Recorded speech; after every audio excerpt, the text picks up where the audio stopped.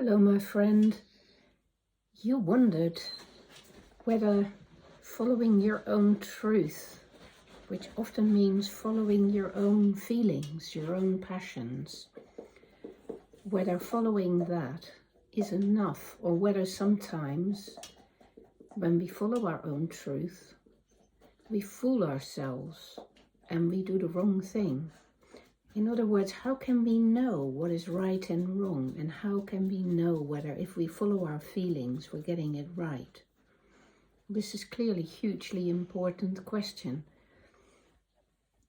I think it's a very good start if you can tune into your own feelings and you can become aware of what things matter to you, what you're guided by, what you want, what you don't want, what you like, what you dislike, what you aim for in life, and what you feel aversion to. These are very important bits of information to have.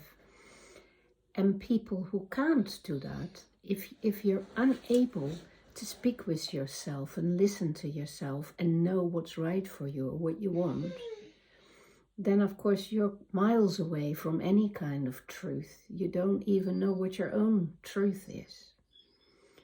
But I'm always pointing out to people how once we have our own truth, we then need to start to triangulate it with the truth of the world, which are the factual bits of information that we need to take into account, such as, is what I want actually possible, or what are the consequences?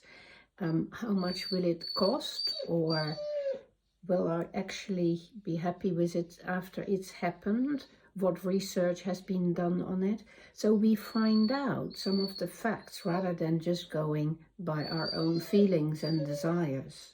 That's the first port of call, or the second port of call, since the first one was to tune into your feelings. And the third port of call is to ask yourself, if I go ahead with this, what will it be like for the other person or the people next to me? Can my desire, Bruno's desires, Bruno, come here. Yeah, okay, that was very good.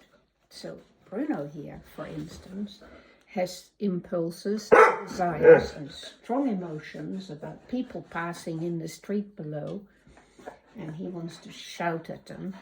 But he also realizes, don't you, Bruno, that doesn't always fit in with the neighbors or with what my preferences are. So I'm having to teach Bruno here to take the neighbors into account and to take me into account.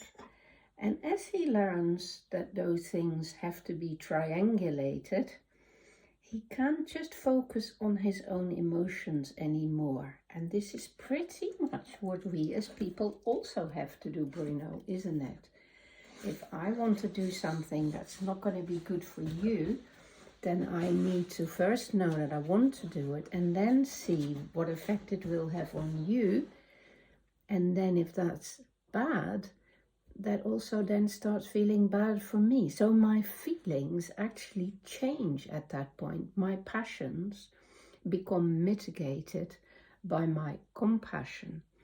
And I strongly believe that when we allow that to happen, when we learn to tune into our passions, and we learn to tune into the facts, and we learn to tune into compassion, all those three things coming together, we're starting to get the hang of what is actually true in the abstract rather than what is just true for me.